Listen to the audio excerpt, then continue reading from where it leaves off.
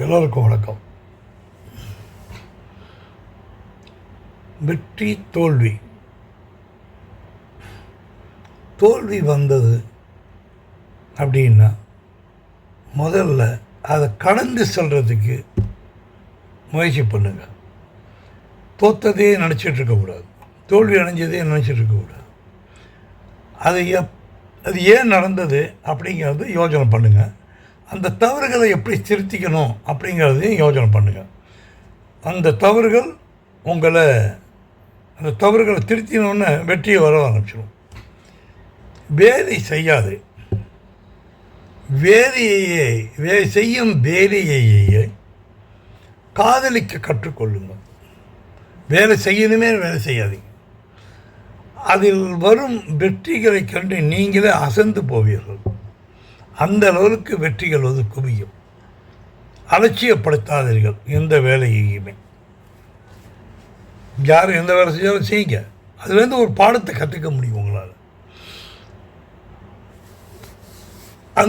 அந்த வேலையை நீங்கள் காதலிக்கும் போது அது ஒரு ஈர்ப்பு சக்தியை உருவாக்கும். அது உங்களை அது ஈர்த்துக்கும். இப்போது அது எப்படி சொல்லலாம் அப்படின்னா, ஒரு பெண்ணை காதலிக்காதவன் யாருமே கிடையாது. எல்லோரும் சின்ன வயசில் ஒரு காதல்னு ஒன்று வரும். ஒரு பெண்ணை காதலிக்கிறீங்கன்னு வச்சுக்கோங்களேன், அதுக்கு எப்படிலாம் நீங்கள் பாடுபடுறீங்க யோசனை பண்ணி பாருங்கள். நம்பர் 1, அந்த பொண்ணோட பார்வை உங்கள் மேலே படணுமேங்கிறதுக்காக அவள் போகிற வழியில் நிற்கிறது, அவள் பார்வை படுற மாதிரி நிற்கிறது, அவளுக்கு ஏற்ற மாதிரி பிடிச்ச மாதிரி ஒரு ட்ரெஸ்ஸை போட்டுக்கிறது, அவளை கவரும்படி என்னென்னலாம் செய்ய முடியும் அப்படிங்கிறத நீங்கள் செய்கிறீங்க. அந்த அதுக்கான முயற்சிகள் நீங்கள் கொஞ்சம் கொஞ்சமாக செய்யும்போது இன்னும் சில விஷயம்லாம் பண்ணுவீங்க. அவளோட ஃப்ரெண்டு யாராவது ஒருத்தர் தான், அந்த ஃப்ரெண்டை பிடிப்பீங்க. நான் அவன் மேலே ரொம்ப இன்ட்ரெஸ்டாக இருக்கேங்கிறத சொல்லுவீங்க. அப்புறம் அவளை பற்றி, குடும்பத்தை பற்றி விசாரிக்க ஆரம்பிப்பீங்க. இதெல்லாம் யூஷுவலாக ஒரு காதலிக்கிறவங்க செய்கிற விஷயம். அது பொண்ணோட பார்வை உங்கள் மேலே பட்டோன்னா ஒரு ஈர்ப்பு சக்தி உங்களுக்கு உருவாகும். அது உங்களை இன்னும் பித்து பிடிச்ச மாதிரி செஞ்சிடும். அது பின்னால் இன்னும் கொஞ்சம் வேகமாக போக ஆரம்பிப்பீங்க. இப்போ அவள் பார்த்த பார்வையே உங்களோட முதல் வெற்றி. அடுத்தது அவள் பேச ஆரம்பித்தான்னு வச்சுங்க, அதை விட வெற்றி. அப்புறம் நீங்கள் அவளோட எங்கேயாவது வெளியில் போகிறீங்க அப்படின்னா அது மாபெரும் வெற்றி. அப்புறம் நீங்கள் ஒரு ப்ரப்போஸ் பண்ணுறீங்க, அது ஒரு வெற்றி. இப்படி நீங்கள் ஒன்றா அடிக்கிட்டு போகிறீங்க இல்லையா? எப்படி இதையெல்லாம் நீங்கள் வெற்றின்னு நினைக்கிறீங்களோ அதுதான் நீங்கள் செய்யும் வேலை தொழிலையும் வெற்றி அடையணும்னா அதில் ஒரு இன்வால்மெண்ட்டு வேணும். இப்போ அந்த இன்வால்மெண்ட் எப்படி வரும் அப்படின்னா, அந்த ஈர்ப்பு சக்தி உங்களை இன்வால்வ் பண்ண வச்சிடும். அதாவது இது எப்படி அப்படின்னா, அந்த ஒரு எந்த வேலை செய்யணும் அது ரொம்ப அந்த இன்வால்மெண்ட்டுன்னு நான் சொன்னேனே, அது மேலே ஒரு முழு அது பேர் என்ன, ஒரு முழு அளவில் இருக்கக்கூடிய உங்களோட மனசை கொண்டு போய் அங்கே போய் சாத்துறீங்க, அது மேலே சாத்துறீங்க. அது வெற்றியை கொண்டு நிற்க வைக்கலாம். அந்த வெற்றி வரும்போது அசாத்தியமான வெற்றியாக இருக்கும். இப்போது இந்த வெற்றி கிடைச்ச உடனே என்ன செய்கிறோம்? நம்ம பொண்ணை காதலிக்கிறீங்க, வெற்றி கிடைச்சோன்னு அது ஒரு சந்தோஷம் கொண்டாடுறீங்கல்ல. அதே மாதிரி நீங்கள் செய்கிற வேலையில் ஒரு வெற்றி பெற்றுட்டிங்கன்னா அடுத்தடுத்த பெரிய பெரிய ப்ரொமோஷன், அடுத்தடுத்த வேலை, இது எல்லாம் நீங்கள் வெற்றி அதை நீங்கள் அதை நோக்கி போக ஆரம்பிச்சிடுவீங்க. அது உங்களை அழிச்சுன்னு போயிடும். இதுதான் உண்மை. அதே மாதிரி ஒரு சின்ன நிகழ்ச்சி ஒன்று சொல்ல போகிறேன். நான் எனக்கு தெரிந்த ஒரு நண்பர் ஒருத்தர் பேக்கரி ஆரம்பித்தார். விதவிதமான கேக்கு, ப்ரெட்டு, அந்த கேக்குக்கு தேவையான அந்த யாரை பர்த்டேக்கு வாங்கினா அந்த வேண்டிய ஒரு கேண்டில் எல்லாத்தையுமே ரெடி பண்ணி வச்சு ரொம்ப நல்லா பண்ணார்.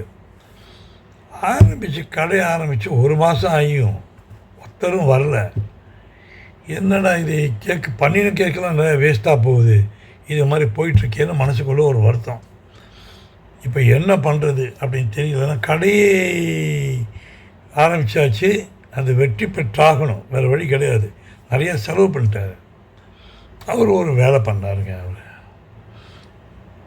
முதல் நாள் ஒரு முடிவு பண்ணிட்டார். அதாவது நாளைக்கு எப்படி வைக்கிறதுலாம் அப்படின்னு வேறு யோஜனை ஒன்று பண்ணி ஒரு ஐடியா பண்ணார். இந்த பண்ணி வச்ச கேக்கில் ஏற்கனவே பண்ண தான் தூக்கி போட்டார். புதுசாக பண்ணி வச்ச பிட்டாக கட் பண்ணார்.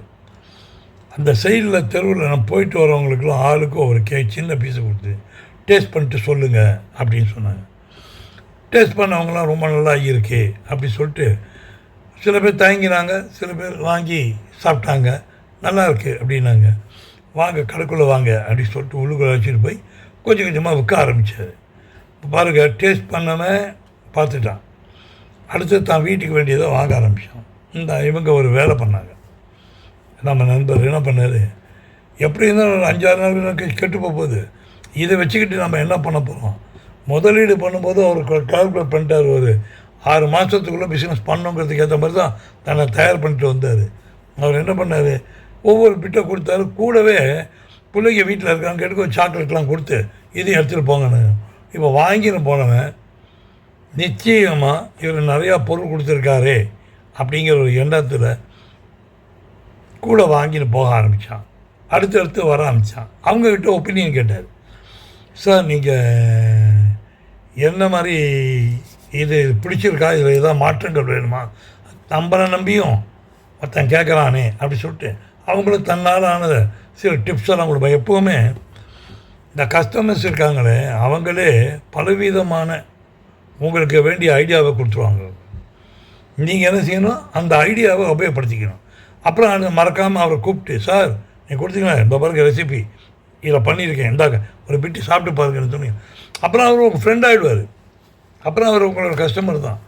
இது மாதிரி ஒவ்வொன்றா நல்லா பண்ணார். ரிசல்ட் என்னாச்சு, இன்றைக்கி அவர் 6 கடை வச்சுருக்காரு.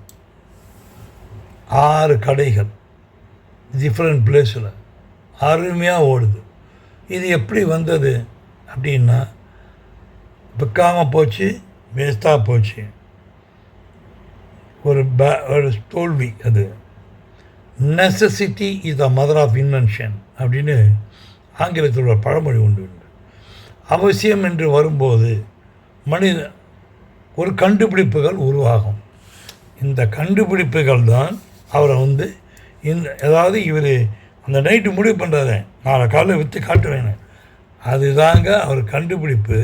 அந்த சாம்பிள் கொடுத்தாரு, அதுதான் அவரோட கண்டுபிடிப்பு. அதனால் விற்க ஆரம்பித்தது பார்த்தீங்களா, அதுதாங்க மாபெரும் கண்டுபிடிப்பு. உலகத்தில் பண்ண முடியாதுன்னு எதுவுமே இல்லை. நீங்கள் உங்களோட மனசை கொண்டு போய் தெளிவாக இது ஏன் இந்த மாதிரி தோல்வி வந்தது அப்படிங்கிறத பற்றி ஒரு அனலைஸ், நீங்கள் ஏன் இது நடந்தது, இல்லை எக்ஸ்பீரியன்ஸ் ஆன சில பேர் இருக்காங்க, அவங்க போய் இந்த மாதிரி சரியாக பண்ணேன், விற்க மாட்டேங்குது, என்ன பண்ணலாம் அப்படின்னு கேட்டு பாருங்கள். அவங்க 100 ஐடியா தருவாங்க. 100 ஐடியா தருவாங்க. அது எது நல்ல ஐடியாவோ அந்த ஐடியாவை பிடிச்சிருங்க, பண்ணி பாருங்கள், முயற்சி பண்ணி பாருங்கள். முயற்சி உடையாது கட்சி அடையாது. முயற்சி பண்ணுங்கள், வெற்றி தானாக வரும். கடைசியில் நான் எப்பவும் போல நிறைவாக ஒரு முக்கியமான விஷயம், அன்புள்ள இடத்தில் உண்மை பேசும் இடத்தில் அச்சமே கிடையாது. உண்மை பேசும் இடத்திலும் அன்பு இருக்கிற இடத்துலையும் அச்சமே வராது. அச்சங்கிறதே கிடையாது. மீண்டும் சந்திப்போம். வெற்றி உங்களுடையது தான். முயற்சி செய்யுங்க, வெற்றி திருவனை ஆகும். பார்ப்போமா?